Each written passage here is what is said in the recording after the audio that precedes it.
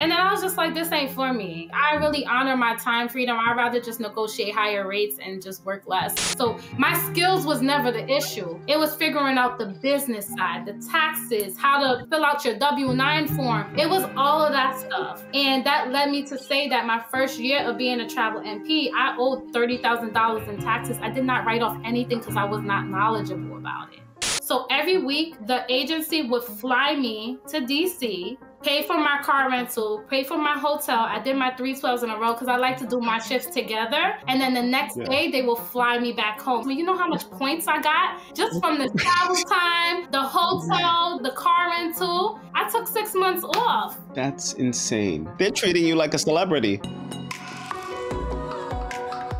What is up, guys? Jason here. Welcome back to the channel in our series, Nurses to Riches, The Road to Fire. If you've ever been on the fence about becoming a nurse practitioner, then today I'm going to be speaking with Ebony, a traveling nurse practitioner who made a $30,000 mistake before she figured out how to game the system. She went from being a W-2 employee to a 1099 employee who would have her employer pay for her hotels, her car rentals, and her flights. Ebony is going to tell us her story and how she got to where she is today. So, Ebony, tell us a little bit about yourself and what it is that you're currently doing for a living. So, I'm from New York, the Bronx, New York, born and raised in New York City. My background, I'm Caribbean Jamaican. And for a living, I am a traveling nurse practitioner. My background includes family medicine, but I've been dibbling and dabbling into a lot of different areas of family medicine. For example, urgent care, primary care. I've done women's health. Currently going to pediatric contract, hormone replacement therapy. I could go on. And I've done a lot of telemedicine contracts as well as a family medicine nurse practitioner. So did you grow up in New York? I did, yes, born and raised. Wow. Yeah, I'm from New York City. I know. Yeah. So wait, what borough do you currently live in? Currently in the Bronx. Well, I'm more on the digital nomad side. So I kind of have a place that's my family place in the Bronx that I stay at anytime I'm in New York. Gotcha. Do you have any siblings? I do. I have 2 brothers. Okay. Is anybody else in your family working in healthcare? I am the only one. Well, I have a cousin now that works in healthcare, but yeah, besides us 2. Wow. Any kids, partner? Yes, I am a fiance. Wow. Congratulations. Thank you. As of this summer, as of summer of 2023, I became a fiance. That is awesome. Yeah. Okay. So I want to know, where did you go to school? I went to Upstate Medical University. It's up in, well, now that you know New York, it's up in Syracuse. Oh my gosh. Yeah. Man, it's cold up there. Yeah. But you know, for me, if I had to redo it over, I would have did the same thing again. I don't think I could have done school in New York City. I don't know if you did or anything like that, but I know that I couldn't do it in New York City. It's too distracting. I have a lot of friends. I go out a lot, so I was fine with it being cold. I also did my undergrad at Mooresville State College, which is completely agriculture, gas station kind of vibe. And yeah. Wow. Yeah. Yeah. So my school was located in Long Island, New York, but they had a satellite campus in downtown Manhattan. And that's where I went because I didn't want to commute far to my school. So I was like, you know what? And me, I was like laser focused. I had already screwed up in school before I got into nursing. I was like, I'm not going to let this happen again. Yeah. You know? That didn't happen to me yet. So it was like I screwed up my first semester of nursing school. So. Yeah. Well, before I got into nursing school, I was a business major. And I remember there was like this work study program in my high school. And I worked for the Bank of New York for like 3 years.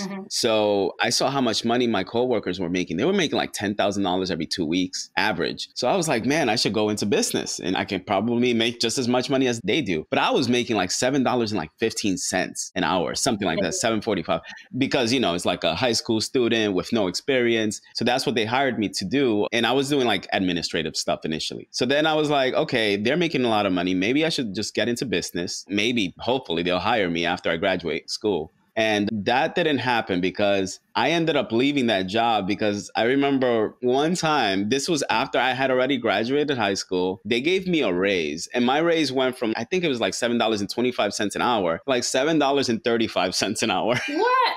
And I was like, because in my opinion, the director of the department was racist. There was only one other Black person working in the department, right? So I have a feeling that he didn't give me a higher raise because of the fact of my skin color. Yeah. So anyways, I confronted him about it, and then I left. And yeah. At least you did your part. I know, right? Yeah. But after I left, I got a job that paid me 3 times as much. And I thought I was balling. I'm like, oh, I'm making like $15, $16, $17 an hour. I thought I was good. Then I started screwing up in school because I was like, I'm making a lot of money here. I was only paying like $200 or $300 a month in rent because I had roommates. So I was like, okay, I don't really need to focus on school anymore. And I screwed up. My GPA went from like a 3.8 to like a 1.2. Oh my God. I thought I was 1.7. No, it was bad. It was really bad because I just didn't show up for class. Yeah. I just didn't care. Yeah. And that kept going on for a couple of years because after that job, I'd get another higher paying job that like doubled my salary. And I was like, I don't really need to go to school. And I screwed up so bad. The next school that I enrolled myself in, I was like, I'm gonna work on myself. I'm gonna do better this time. It was business major again. I got a 1.8 GPA. Yeah. So then I was like, this is it. I got laid off. It was like 2008 during the economic recession. I got laid off and I was like, okay, that's it. I can't keep screwing up. I got to take my prerequisites for nursing because nursing is the profession that's going to give me the most stability. And I will definitely be able to have a job in this profession. Absolutely. So I started taking prerequisites and my GPA went from like 1.8 to then I was like 3.6, 3.8. Oh, so yeah. And that led me into the nursing profession. That's where I'm at now. But okay, so you went to school upstate in Syracuse, right? You got your degree. And then where did you work after you got your degree? Well, I did my bachelor's and I did my master's in Syracuse. So I always worked as an RN. I worked in Syracuse. I worked in Upstate Medical University Hospital. But when I graduated now, this is where the twist came. When I graduated from NP school, I didn't want to be an NP right away. And I know that's a lot of things that nurse practitioners struggle with. I was okay with not being an NP. It was like, for me, it was like, okay, Ebony, you did it. I was raised by my father and he's an immigrant in the country. Well, not no more because I use travel nursing. I'll get to that. But I wasn't rushing. So what I ended up doing was like, I never got to experience the world of travel nursing. So I went back home after I graduated school and I got a job at New York Presbyterian Cornell as a travel nurse. That was my first travel nursing experience. At that time, I used like the housing stipend that they get through traveling. And I ended up getting a 2-bedroom apartment for myself and my father. And then I started his visa process so that he can be able to be in the country legally. So I did that for about a year it took. I didn't really notice that I was leveraging my degree, but I definitely started from there when I had to think back at it. That's where I went to school. That's where I ended up working. And yeah, that was it. It was a travel. I also traveled as a Cali too. Wow. Okay. So you worked as a travel nurse, not a travel nurse practitioner. Not yet. Right? Nope, not yet. I worked as a travel nurse when I graduated at NP school. What year was that? This was I graduated NP school May 2018, and I started working like 2 weeks later after graduating. It was around that time as well, like June 2018 that I started working as a travel nurse. I didn't hesitate at all. But you worked as a registered nurse before you even went into travel. Yes. So all of my undergrad, like when I got my associate's degree, I started working as a RN and I was still in school. So that whole time from getting my bachelor's all the way to getting my master's, then 1 year after for travel nursing, I was a RN. I see. And where did you work at that time? For what? While you were an RN and... I worked for, they're both located in Syracuse. So I worked for Crouse Hospital. That was my first hospital. I worked in Med-Surg. And then when I started my bachelor's, master's, a little bit later on, I worked in the medical ICU. Oh, yeah. Wow. That's pretty cool. How do you go from Med-Surg to ICU? Like usually it's pretty hard for nurses to transition into the ICU from Med-Surg. I've seen nurses go from ICU to tele or like ICU to step down or ICU to Med-Surg, but it's very rare to see it the other way around because it's harder to get into the ICU as a Med-Surg nurse. I don't know. I just applied. Like there was no secret behind it and they gave me the job. It must have just been good timing. I don't know. Yeah. I love hospitals like that though, that are willing to train nurses regardless of where they previously worked. Right. You know, because there's hospitals that I've worked at that don't want to train nurses into the specialty hospitals or the specialty units. Oh, it's like, how are we going to learn? But then you complain about being short staffed. I don't get it. Exactly. Yeah. Exactly. Do you remember how much you were earning in that position? No. No, I don't remember. Now that it's all just a blur. I didn't have have been more than like maybe, I mean, in my staff role, it had to be less than 1,500 every 2 weeks or something. We're talking about Syracuse. Like it's not, it wasn't expensive at that time. So I don't remember making a lot. So how many years of experience did you have before you went into travel nursing? As an RN. So from 2014 all the way up to 2018. Oh, wow. So 4 years. That's a good amount of experience before you actually take that dive to go into travel nursing. When I was working as a staff, like I've seen so many travel nurses because Upstate Medical, they take a lot of travelers. I don't know how it is now, but at that time. And I used to be like, oh my God, I want to do that. But I was like, school is holding me back. So I never did it until I finished and I fulfilled that area of my life, which I'm very grateful for. Yeah, absolutely. All right. So let me know, how was your first travel experience? And you said you were at NYP Cornell. Yep, right? I was at NYP Cornell. I think it was pretty easy for me because I was home, right? New York City is home. Like I got to see my friends. I ended up getting an apartment. As far as like the assignment itself, going into the like first day, it was kind of a shock because I wasn't used to going into things so quickly like that. I was just like, okay, day 2, you're on your own, or day 3, you're on your own. Is like, whoa. So you really have to have that foundation. And I think my 4 years of experience definitely gave me that foundation. Plus, I'm very good with one of these girls. She's one of my friends. I'll refer her to you because you probably will want to interview her as well. But she's a CRNA now. But she was the first friend I had as a travel nurse that she was a staff RN. And then she was just like, hey girl, like if you need anything, I got you. And I was like, that vibe gave me like, okay, I felt secure. Like I felt like somebody. And she gave me a rundown on everybody there, who to look out for or who to ask questions. But she was like, girl, take my number even when I'm not here. If you have questions, let me know. New York Presbyterian, let me be fair. New York Presbyterian was the only hospital I worked in as a travel nurse. I worked in 2 different branches, the Columbia and the Cornell one. And that's the only hospital I feel like I would work as a travel nurse, because there's actually one more that I worked, but it wasn't New York Presbyterian. And it made me realize why I always work in New York Presbyterian, because like I worked night shift and I genuinely enjoyed the 2-hour break. And because we were so cool with each other, we would take more than 2 hours. She would be like, okay, like, do you take 3? I'll take 3. Like we would split it. Like, okay, we were excited that we were breaking each other. So that was like my road dog to this day. She's my road dog, and she's actually a travel CRNA now. I put her on game. Wow. So I don't know if you know this, but I used to work at Columbia Presbyterian. You did? And when I did. And okay, so a lot of the friends and coworkers that I had over there, a few of them, they're working with me now over here in California.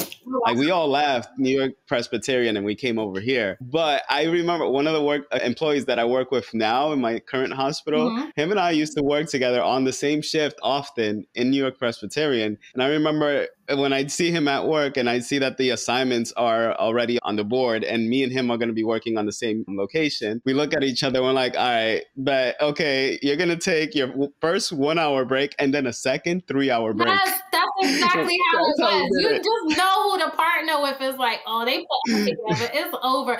And you know what's funny? Like I know New York Presbyterian is one of those, if you get an admission and you're on break, like your partner would take that admission for you and everything. That's why I love New York Presbyterian. During COVID, I had found myself working. I just did a short contract. I was still the travel NP, but I just was like, let me make some more money as like a travel nurse. I did a short contract in Brooklyn, and it wasn't a New York Presbyterian hospital, and I was frustrated. So I was like, I can't do this. They spoil you at New York Presbyterian. Here's the thing. You didn't work in the ER though. And I interviewed a nurse previously, right? So this nurse, Lois, I don't know if you know her. She's on Instagram. I know her, Okay. So Lois kept talking about how much she loved New York Presbyterian. And I was like, okay, did you work in the ER? And I said to her, if you would have worked in the ER while I was there, you would have understood why most of the nurses left. And it's because there were times I'd have 15, 16, 17 patients assigned to me in the ER. And in addition to that, you'd have an ICU or a step-down patient along with all the other patients. And then when your coworker does go on break, there's no break relief nurses. So you have to care for their other 10, 15, 20 patients. That's right. I think that's even better. And I been amongst the floors. So I know like, okay, neuro, you could take an hour and a half in neuro. This floor, you'll take 2 hours. My floor medical, we break each other. So we would take longer breaks. Like, than the ER thing. You know what, though? That's the one thing I miss so much about it. Also, like the camaraderie and the people that you work with, it's just a different atmosphere over there. And then, in addition to that, the fact that you do say you can take these 2 and 3 hour breaks, you didn't have to clock in and out for your breaks. That was the best part. Yeah, it was like I feel like if you could work in New York, if you could work in New York as a travel nurse, you could work anywhere. That's so true. That is so true. Yeah. Okay, so you said you worked in New York Presbyterian Cornell. Which unit did you work in there? Both of them was ICU. So when I became an ICU provider, that's all I did work. But I was also in the float pool. So for Columbia, I was in the cardiothoracic unit a lot, and the cardio unit a lot. Yeah. And what kind of patients did you take care of in there? In cardiac, they wouldn't give me like nobody crazy because they know that wasn't my background. But they'll give me maybe, what's it called? The SVCO2 people, the ones that you have to lay down. I don't remember nursing like that. Yeah. But the ones you have to lay down to get their pressures, they would just give me like basic chest pain. They'll just give me like people that don't belong on. They will really give me the people that's about to transfer to the floor, but they can't because they're still on IV medication. So like the high blood pressure medications, that stuff. They wouldn't give me any. The titratable drugs. They wouldn't give me anybody complicated because I was like, look, I am not cardio. And plus, like with the cardiothoracic surgeons, they're really particular about their nurses. From what I was told in New York Presbyterian, both of them, they're familiar with who their nurses are. So when you're not one of theirs, it's like they don't have a great relationship with you. So they try not to give us one of theirs. Yeah. Gotcha. Okay. So you did one contract there or was it several contracts? In New York Presbyterian. So I did it in 2018 and I did a short one in 2019. Very short. It was like a 6-week contract in 2020. A very short one. But after the first time I became a travel nurse, I went to California. I worked in San Francisco and I worked in Sutter Health. And I also worked in Doctors in Modesto. Which one did you like working in more in California? I like Sutter Health. Interesting. I did. Yeah, I worked for Kaiser too. I don't know how I feel about Kaiser. I know, because the thing is, you know what? This is what I get from all of the travelers. And it makes sense. Like if I were a traveler, I would personally not want to work for Kaiser. But if you're an ER nurse, it's different. If you work on the floor, even if you work ICU, I believe, they float you often too. And that's the thing about working in Kaiser as a travel nurse. They'll float you anywhere and they might float you once, twice, 3 times per shift. And that's the one thing that I hear about all of the travel nurses hating the most about Kaiser. And also the culture is different. You know, it's like it takes getting used to. It is. It was very like, cliquish kind of. And it's a lot of micromanagement, I would say, as well. Yeah. And they're heavy on their documentation, which I understand. But it's like, come on, I need this patient. I can't document at 4 a.m. on the dot right now. This patient needs a suction. Yeah. So it was like, I dealt with a lot of that. I did one of those assignments like during COVID. It was a 10K a week assignment. I left 30K on the table. And yeah, I was done with Kaiser. I had 3 more weeks left and I didn't want to. Wow. Which one was that? This was, it was Kaiser and it just rolled off my tongue. I cannot even remember. Not Sacramento, was it? No. It was like it was closer to LA. It was about 40 minutes away from LA, actually. I see. So the reason why I've lasted so long in the one that I'm in is because they don't micromanage like they do in all other ones. Are you working in Sacramento?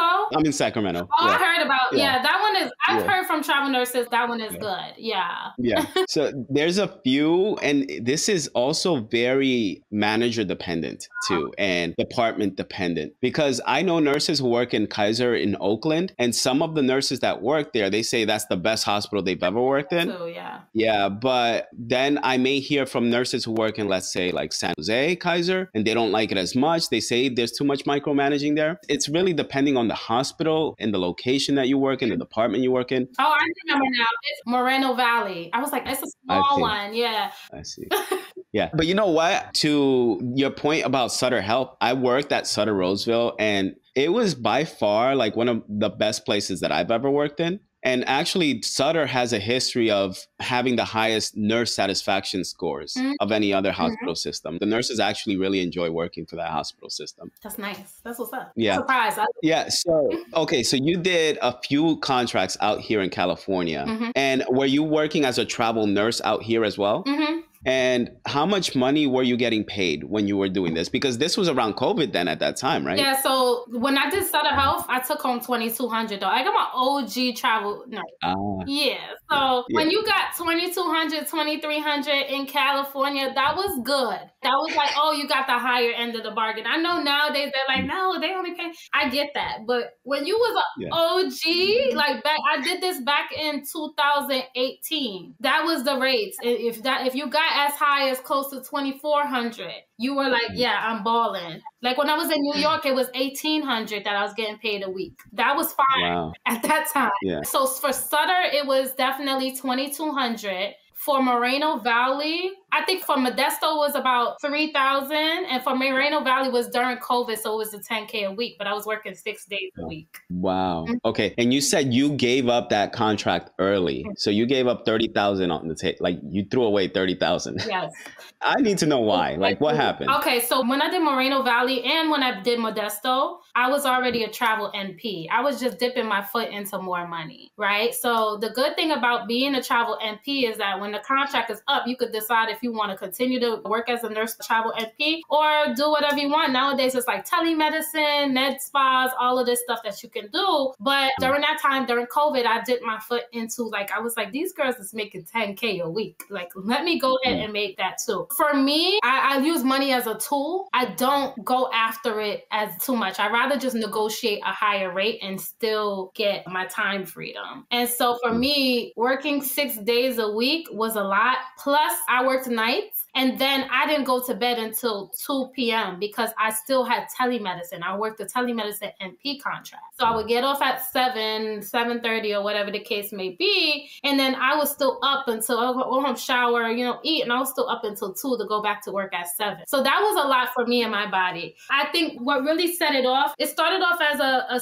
6-week contract. And then they extended 3 more weeks, which I said I'm not doing. I think really what it was, the micromanaging for me. I don't like nobody telling me what to do.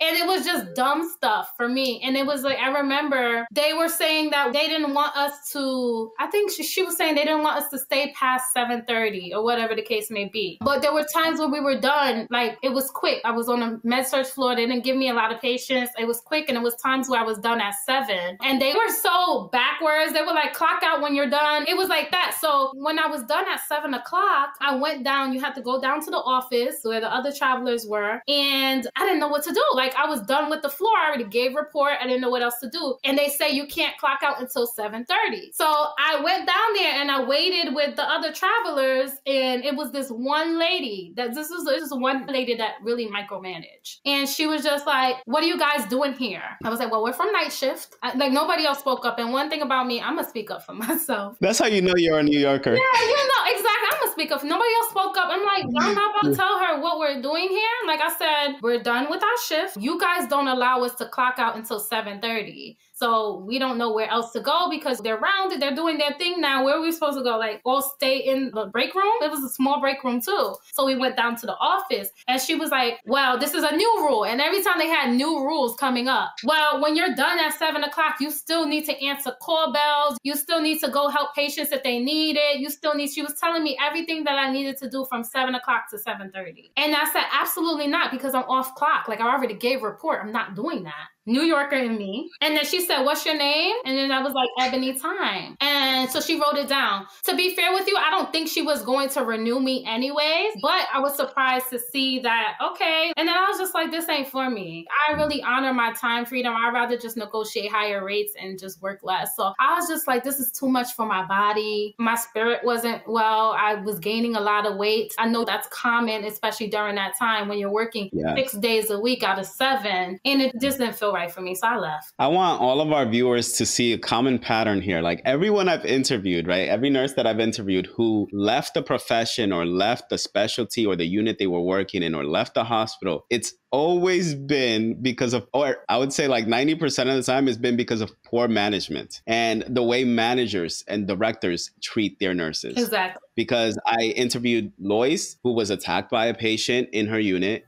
and then they expected her back at work before she fully recovered. I interviewed Christy, who said that she was getting bullied at work and they wouldn't do anything about it. And one day she just went to work and she said, you know what, I'm not coming back. And she told that to her husband, and her husband was fully supportive of the idea. But now she's making like over $500,000 a year. That's what I'm saying. So, that's right. Yeah. That's why I don't regret it. I make more money than that $10K a week contract. I don't care. Wow. Mm-hmm. So what did you do after this contract was over? So after that contract was over, I went back to being a traveling NP. So I worked mainly in urgent care though. So I just been working those contracts. And let me backtrack a little bit. The reason why I actually went to do one of those 10K a week contracts was because I wanted to put a down payment for a house. At that time, I thought I was going to buy a house, and that didn't work out the way it was, but I'm a believer of God. And I was just like, you know what? What's meant for me will be for me. If it's not meant for me, that's okay. I'm fully okay with that. So I did get my money from the 10K work. I got like 60K, right? And I used that to start up my own business. So I was working as a travel nurse, but at the same time, I was trying to start a business where I could teach nurse practitioners how to become travel nurse practitioners. And so I used that 60K and I invested into my own business. Wow. Oh my gosh. Okay. So how did you come up with that idea? Because up to this point, you weren't working as a nurse practitioner, but you were working as a travel nurse. So you had experience as a travel nurse. How did you come up with the idea of, you know what, maybe this can be translated into the nurse practitioner specialty where nurse practitioner can do this? So back in Upstate Medical University, we used to have these job fairs, right? And they used to come in. At that time, it was amazing because you can go and you could submit your resume directly to the hiring manager. And I realized I was still left, like my colleagues were like submitting resumes left and right. I realized I was still left with a stack of resumes because I was very particular with what I wanted as a nurse practitioner. So this was even before becoming a travel nurse. I was like, I want something where I make my own schedule, where I choose like I can negotiate how much I want to work. I wanted more freedom, family. I just wanted that from before I became a travel nurse. That was one of the reasons I did become a travel nurse instead of going into the role into a regular nurse practitioner right away. So I was left with a stack of papers. However, there were some agencies, there are locum tenens agencies similar to travel nursing, but it's a little bit different. And those, when they were telling me, you get to make your own schedule like this and that, you could work as a contracted worker, I was giving them my resume, but I didn't have experience. So I was just like, well, this is what I want, right? And I was very, very, very particular about what I wanted in my career. So fast forward now, when I was in Modesto, I did do a couple of contracts as a locum tenens nurse practitioner. However, because that was a little bit further down the line, but this was after Sutter Health. After that contract was when I went into a regular staff NP role. So when I went into a staff NP role, I kid you not, I only been an NP for 4 months as a staff. So like a travel nurse, and they require you to have at least a year or something of experience. As an NP, I was at an urgent care, gaining my experience. I was so burnt out. And a lot of nurses think that when you transition into the role of being an NP, it's going to make a difference. And for me, it did not. It was just like, you're telling me I only have 3 weeks of vacation a year. And I know probably people are like, that's a lot. But no, like for 12 months out of the year, I only had 3 weeks of vacation. I was just like, no. Then they weren't reimbursing me back for my student loans. They weren't doing anything. So I was just straight up going. I worked 8 to 8. Urgent care, 3 12-hour shifts. So I was like working 8 to 8. And it was just like, I was seeing 35. At this time, we see right now, in post-COVID, we see 50, 60, 70. But for a new grad with no experience, I was seeing 35 to 40. And I was relying so heavy on the nurses that graduated before me, because now I'm a year later, right? After doing travel nursing. Graduated before me, I'm like, hey, what would you do about this? I didn't have that support system. And I was like, Ebony, before you lose your license. And so I left that role after 4 months. That's all I had of experience. And then I can always recall the places I submitted my resumes to, right? And I was like, maybe I could try to apply for some of these positions with a little bit of experience that I have as an NP. So I did that. And like 2 weeks later after quitting, I landed my first locum tenens, which is the same thing you could say travel nurse practitioner. I landed my first position and it was in primary care. It wasn't even in urgent care. And they were willing to train me. And I stayed with them for 6 months. They were willing to train me on assignment. And I grasped things quick because I came from a travel nursing background. Remember I told you I was scared like the second day of being a travel nurse? The same thing works as a travel NP. you hop into this role and sometimes there's no orientation. You gotta know what you're doing. And because I was willing to learn and they were willing to train me, I had 2 weeks of orientation in the primary care role. And then I just was seeing patients like, and my patient panel was building up. But nowadays, because I've been doing this for 4 years now, it's like, hey, we have a need tomorrow. Okay, do everything for credentialing. I'll probably come an hour before, learn the EMR system if I don't already know it, and I'm seeing patients within the hour. That's how it is as a locum tenens nurse practitioner. So I got into that role before Moreno Valley. And then when I realized, I missed it. I miss working as an NP. I don't like this micromanagement. Sometimes as an NP, you have that feeling like, why am I working as an RN? There's nothing against it at all, but it's just knowing that you could do other things as well. I was just like, I don't want to do it no more. So I went back to working as an NP, and then it was a lot that's gone down. There's a big difference between a travel NP and a travel RN in the sense of how we're getting paid. I'm a 1099 contractor. So there's a lot that comes behind that as far as like taxes, as far as bookkeeping. And because you have a business, right? So that same thing applies as an independent contractor. And I remember going back into that role and I was just like trying to figure out that side of things. So my skills was never the issue. It was figuring out the business side, the taxes, how to fill out your W-9 form. It was all of that stuff. And that led me to say that my first year of being a travel NP, I owed $30,000 in taxes. I did not write off anything because I was not knowledgeable about it. So my business is pretty much teaching the steps before you go into being a travel NP, and then also how to negotiate rates and stuff like that as well. Wow. Wow. I love that. Oh my gosh. So it took you making a $30,000 mistake in order to realize maybe I should teach other people how to not make these $30,000 mistakes.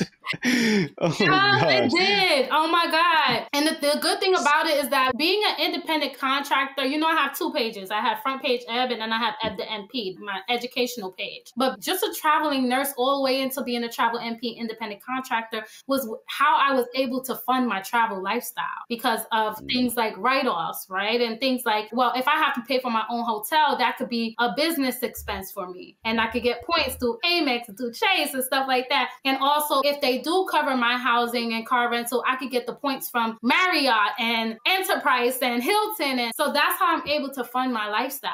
Wow. I love that. And how much did you earn that year that you owed $30,000? When I first started as an NP, I made $105,000. I earned my first year $140,000.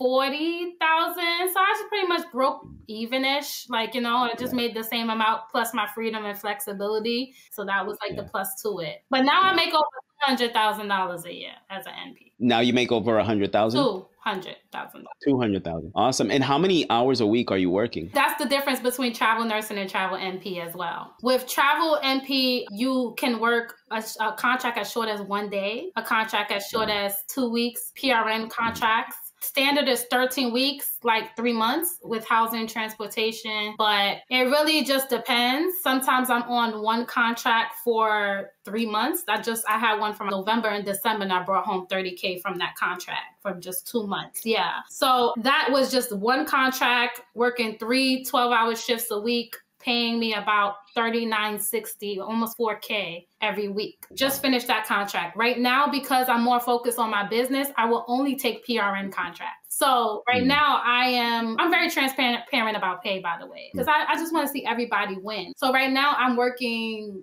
1, 2, 3 different contracts right now. All PRNs though. I can make a full-time schedule out of all of them. One pays $95, another one pays $110, another one pays $100, and then my telemed pays $60 an hour. So I love that. I make it, even my telemedicine contracts, I make my schedule every month myself. See, the thing is, what I love about the nursing profession, whether you're a CRNA, NP, RN, LPN, it's just the unlimited number of options that we have. You can literally just think about what it is that you want to do and just go for it, right? And with you, the fact that you had your master's in nursing and you became an NP, it gave you even more options. So like the further up you go in the chain of like education, the more options you have. And the fact that you were able to go from like a W-2 employee to a 1099 employee opened up even more options for you because now you can do tax write-offs. Yes, on the business side and on the locum side. And because they all healthcare coincides together, it just works. I try to tell nurse practitioners because till this day, I've been doing this for the past past, it's about to go on 5 years. Every time I tell, and they be like, so where do you work? What do you do? And I'm like, I'm a locum tenens nurse practitioner. They're like, a what? What's that? Like literally, and I try to tell people it's not nothing new, because another thing that I had to break the barrier in my business is that people thought I was doing this during COVID when Crucial was taking on nurse practitioners to work nurse practitioners roles. I was doing this before COVID. There's something called locum tenens nurse practitioner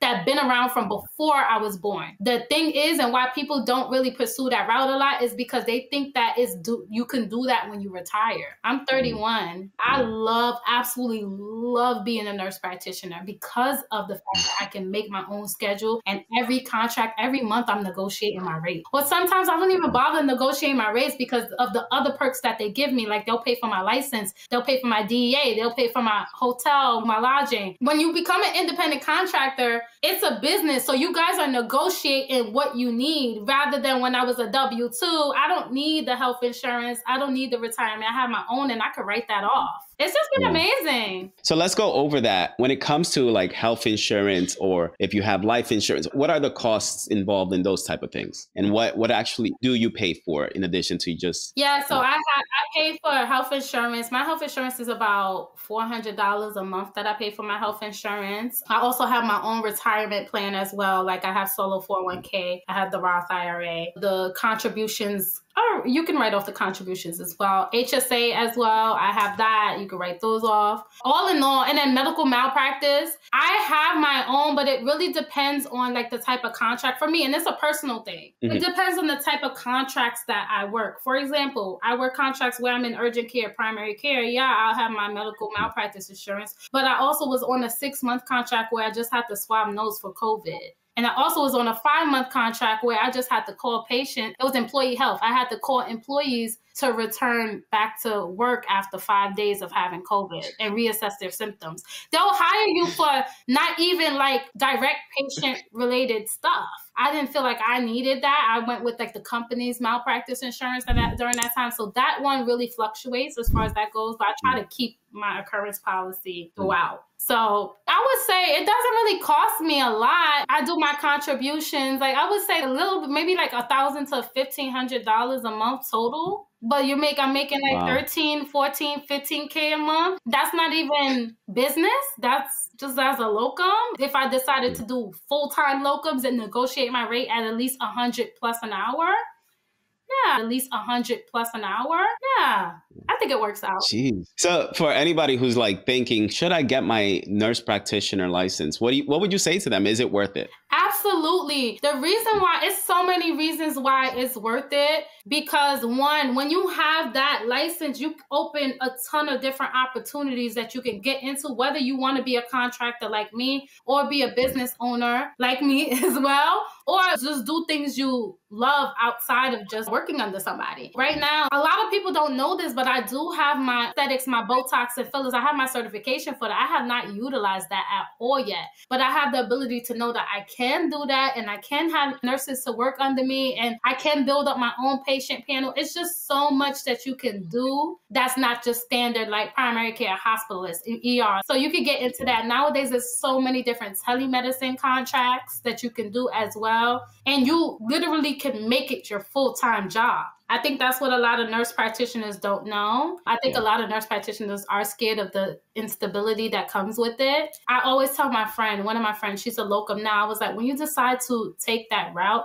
you do know that you're a business owner. You're essentially a business owner. And what comes with it is that your income is going to fluctuate. You know, so I think first getting out of that mindset. You want your freedom and flexibility, I could show you how to go about it, but it's going to cost you to get out of your normal 9-to-5 mindset. And are you practicing all of this in New York still? I'm licensed in New York, DC, and California. So right now I'm practicing in New York, but I'm thinking about going to California in May to work a contract out there. I've had needs. I have leads that I can work out there. It's just about, do I want to pull the plug or am I liking this PRN stuff? The PRN stuff really works around my business, so I don't know. But yes, I can work in other contracts as well. One of these contracts I did, let me tell you quickly about that. I stayed in New York City. And every week I worked 3 12 hours in urgent care, and the contract was in DC. So every week the agency would fly me to DC,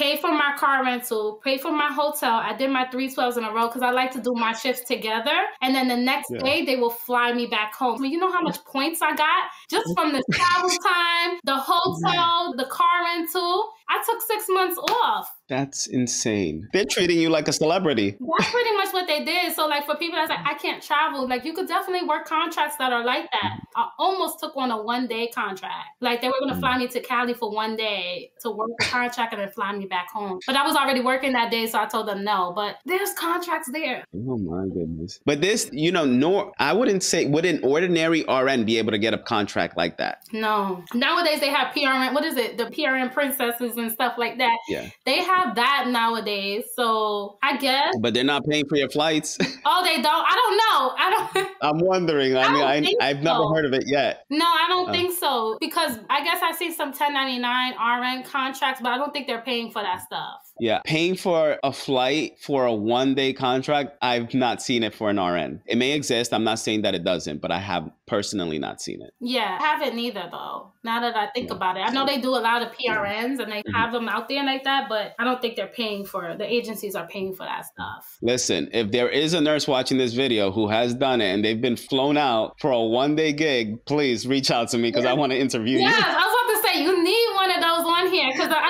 know you're going to get a lot of people like, can I do this as an RN? And I'm like, I don't know. Yeah, right. All right. So now that you have your business, right, and you also have your locum tenens gigs that you have, how much are you generating overall with everything that you've got going on? Overall, I would say that I do tend to, it depends. Like if I'm doing like a full-time contract, and I'm also doing weekly webinars because that's what I do, like weekly free webinars. I can pull in about like 20, 25K a month. Wow. I would say about 20 for the most part. It's been a little bit slow sometimes, like on the business side. But if I really do full time, I can pull in about 20, 25K a month. And what are you doing with all this money? I'm saving for investments. I do want to invest in real estate. That's number one. Number two, I travel a lot. I also get paid to travel sometimes. Sometimes I get to pretty much post stuff on my social media platforms. So definitely branding and stuff like that, I get paid for. So I'm just saving up for my future and investing. What I really want to do is cultivate a community of all healthcare professionals and actually start an agency. I'm making my way out the door. Like I love locums because like God tells me don't fix what's not broken. It's not broken for me. I can make a 1K on a contract, just a 1-day assignment when business is slow. So it's not broken for me. But I just think that for my future, being born and raised in New York and having just a father, my mom passed away when I was very young, didn't get to know my mother. I want to build a future for my family. And that's going to require me to be home and be present for my kids. So I'm just building out the future. I don't know if you know who Myron Golden is. I do. Oh my gosh. He interviewed this nurse who has a nursing agency. Yes, I'm very familiar with her. I'm definitely very familiar with her. I've been following her and attending her classes. Yeah, no, but this one video that I saw where he brought her onto the stage and he just picked her brain to find, he was like dumbfounded by the fact that there are agencies out there that can employ healthcare workers throughout the country. Yeah. And just for like temporary contracts. And he didn't know this even existed. This is coming from Myron Golden. He's a multimillionaire. Yeah. Right? And it's so funny because a lot of these like multi-million, they don't really work with nurses. And when they see like, oh, these nurses have the opportunity, they're like, wow, let me see what is it that they do. Yeah. The agency side is it. That's $1 billion industry. And I'm in it. So I know, okay, these people are making money. You need to get on it. Oh yeah, trust me. I'm giving myself 5 years at least. There you go. 5 years. I'm giving a 5-year exit plan, and I'm gonna be somewhere overseas, living overseas, because that's my vibe. And I'll just come back to the States when I want. Yeah. And so what are your living expenses like at the moment? Ooh, so right now I have an apartment. I didn't need a car no more. So when I was doing locums full time, I'm talking about like average is 3-month contracts. That's 3, 6, 9. That's 4 contracts a year. And I do it full time. I was a digital nomad. Like, I gave up my apartment back in 2022. I still don't have a car. I put all my stuff in storage. I do have a little dog. She travels with me, not internationally, but when I'm on contract, she travels for me. And Locums definitely reimbursed me back on the pet fee, the bag. Just have to throw it out there. You made sure you incorporated that into the contract. Yeah, my dog has to go. How else am I going to work? So at that time, I was really saving. I didn't have much. Now, my brother just had a heart transplant recently. He's great, but I felt, let me just stay put. That's a part of the reason I'm in New York City now. And then I ended up getting an apartment as of July. So I call it my family apartment because all my family members can come in and stay, because when I'm not here for months, they can come and stay. That's about $1,500 a month. I still have no car. I just bought a bike, so I'll be biking around this year. I'm not interested in getting a car unless I can pay it in full under my business name. And as far as like fixed expenses, that the $1,500, my phone is about, 2 people on the line is about $200. I'm barely home. So my Con Edison bill, my heat is not too expensive. I would say combined to get about maybe $200 combined. I really live like a minimalist, and I think that's a part of why I'm doing so well. But I don't have a lot of overhead expenses. On the business side, I do. But on the personal side, I don't have a lot. I have my student loans. I still do. I'm contemplating. How much do you owe? I owe about $55K. You got to pay that off, girl. I know. You know what? I was just so like, Biden's going to handle it. But now, like this year, I was just like, Ebony, come on, pay it off. So I'm going to pay it off for sure. That is about it. What about food or groceries? Oh, yeah. So for my groceries, I do a meal prep. I average about $200, $250 a month, maybe $300 a month. And what else did you say? Well, that's it. So you spend about $2,100, $2,150 a month on your personal expenses. Meanwhile, you got like $15,000 to $30,000, depending on the month, $15,000 to $30,000 coming in every month. Yeah, I would say like, yeah, all in all, exactly. If I have to put all my personal expenses together, including like my retirement and everything, I would say about like $4 or $5K total. Wow. Mm-hmm. Not bad. And you don't have kids. Not yet, no. You are living the life right now. I'm truly enjoying it, because I know next year might not be the same situation, but like I'm truly enjoying it right now. I love that. All right. So if we have any viewers who are interested in reaching out to you, maybe we have NPs. Actually, we do have NPs who watch our videos, and they might want to go locum tenens, or they might want to do travel NP positions. How can they reach out to you? On Instagram, I do a lot of educational content on there. I also have free master classes, a free workshop that I do every week, unless I'm traveling. It's at Ebda NP on Instagram. You get access to the free resources. I do have a paid community, paid mentorship program, and I do have a very amazing course that teaches you how to even get into the role from start to finish, and what to look out for, how to negotiate, how to read your own contract so you're not spending an arm and a leg, and really the taxes part. So that's located inside the course. But yeah, I'm heavy on Instagram. I mean, you can just Google me and put in Ebony Time, and there's a lot of articles and stuff that's up, and podcast interviews. So you can find me that way as well if you don't have social media. If you enjoyed this video, then watch this video here where I speak with a psychiatric nurse practitioner who built a private practice from the ground up and now earns over $600,000 per year.